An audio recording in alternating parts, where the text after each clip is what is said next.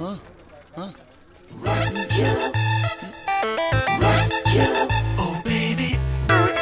माई का हम तनी नेल पॉलिश ले ली, खत्म हो गइल बा। जौन लेबे के बाद ले ले, बाकी जल्दी आई है। हम सब्जी लेके आ बतानी, ठीक बा? ठीक बा माई।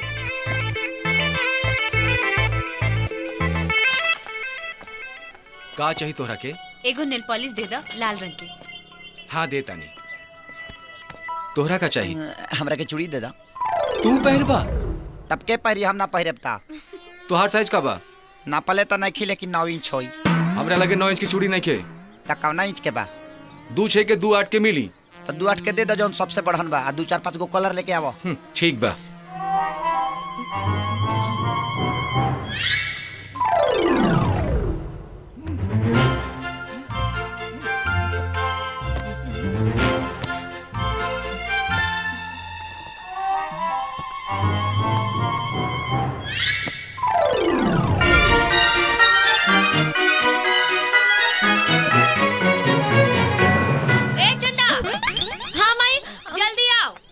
हाँ माई। देर होता, घर चल।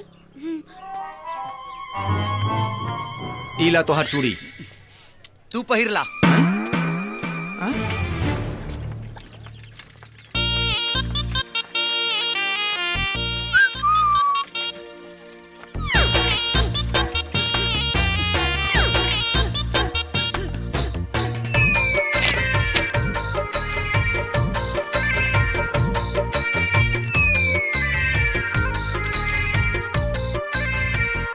मेरी प्यारी चंदा रानी। 3 बजे हम मंदिर में तहार इंतजार करब। अहिया अहिया अहिया जरूर अहिया। अगर तू ना आइलू तो 3:30 बजे हम तोहरा घरे आ जाइब। हे भगवान, और कुछ लफड़ा भइल तो बुझिया। अरे माई,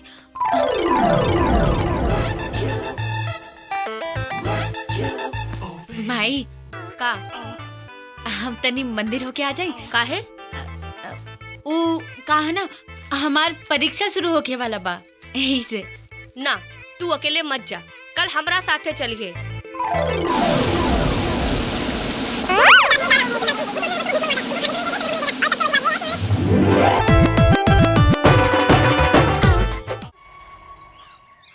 अरे सुनो तारू हो काजी?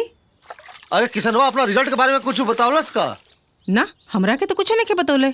हो सकला ओकर रिजल्ट ना निकल होखे। वाह, ओकर साथ दोस्त मिठाई बांटता रसन। कहां बा किसनवा? का रे, तोहार रिजल्ट निकल गइल? हाँ निकाल गई। का भइल?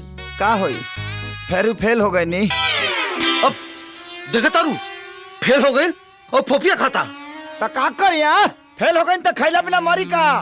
पूछला तो बता देनी। हाँ को हमारे हमार लठिया।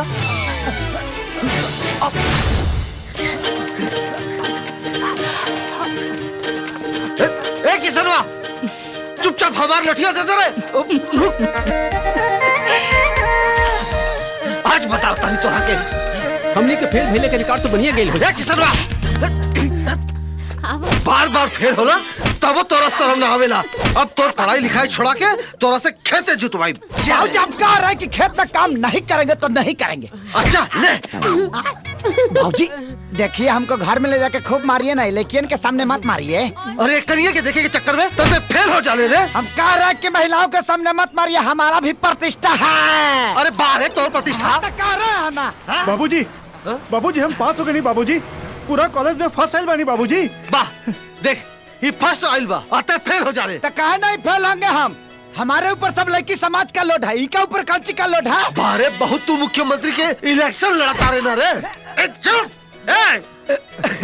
ये तो नालायक बा बेटा, पर तू हमार नाच बाड़ा। गोरिया चांद के अजोरिया नियन गोर बाड़ू हो तो हर जोर। राम राम बनवारी। राम राम भैया। बनवारी भाई एगो बात बताई। हाँ बताओ। सुनो। हाँ सुनो, बोल। पक्का? अरे पक्का रे एकदम। अरे बोलते का ना, बोल। अरे कल है कॉलेज के स्टेज पर हाँ।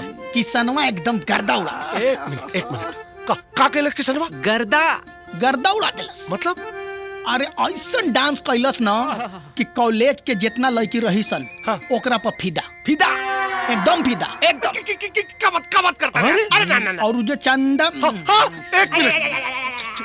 चंदा का। अरे ना सुन पाई ना सुन ले। अरे माई के गिरिया सुन ले, तो और गिरिया है भाई, बोल ले। अच्छा चला बता इके बर्दाश्त होई बता दा। अच्छा सुन ली। चंदा जो रहे ना एकदम एक टक जे देखत रहे क्या करा के? किशन के हम ना मान सकीले, हम ना मान सकीले, गलत बात। माई क्रिया बोलत है माई क्रिया एक टक जे देखत रहे से देखते रह गए क्या करा के? किशन के लट्टू हो गए लट्टू ना तू झूठ बोला था, ये तू झूठ बोला था। एक बात बताओ सन, अगर चंदा किसनवा पे लट्टू हो गई रहत तो किसनवा पहले ही सही यार रात में ओकरा के लाइन मारे खातिर बोले। क्या बात करता ना मर्दवा? अब उनका लाइन मारे के का जरूरत बा यार? कहे? अब तो दोनों के डायरेक्ट कनेक्शन हो गई होई।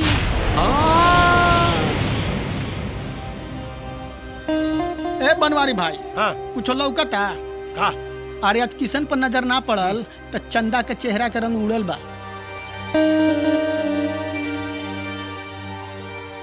देखा एकदम छटपटा तारी